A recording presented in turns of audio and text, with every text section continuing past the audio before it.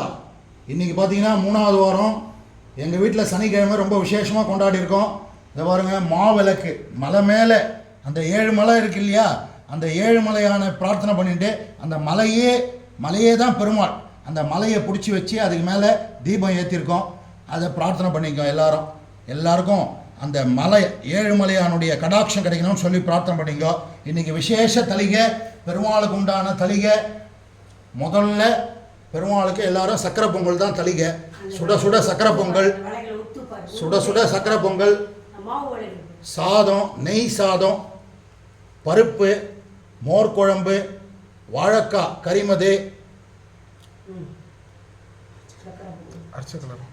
வாழைக்காய் கரிமது, பீன்ஸ் அர்ச்சகலர், வடை, வெத்தலைப்பாக்கு, பழம், தேங்காய். இதை வச்சு பெருமாள்கிட்ட இன்றைக்கி பிரார்த்தனை பண்ணிங்க. ஸ்ரீனிவாசா கோவிந்தா, ஸ்ரீ வெங்கடேசா கோவிந்தா என்பதாக இன்றைக்கி பெருமாளுடைய கடாட்சத்தினால 3வது சனிக்கிழமை இன்றைக்கி எங்கள் வீட்டில் இந்த மாதிரி ரொம்ப விசேஷமாக அவருடைய பாதத்தை பிடிக்கிறோம். எல்லாருக்கும் நோய் நொடி இல்லாமல் இருக்கணும், சௌக்கியத்தை கொடுக்கணும், சந்தோஷத்தை கொடுக்கணும்னு சொல்லி நீங்களும் பிரார்த்தனை பண்ணிங்க. நன்றி, வணக்கம்.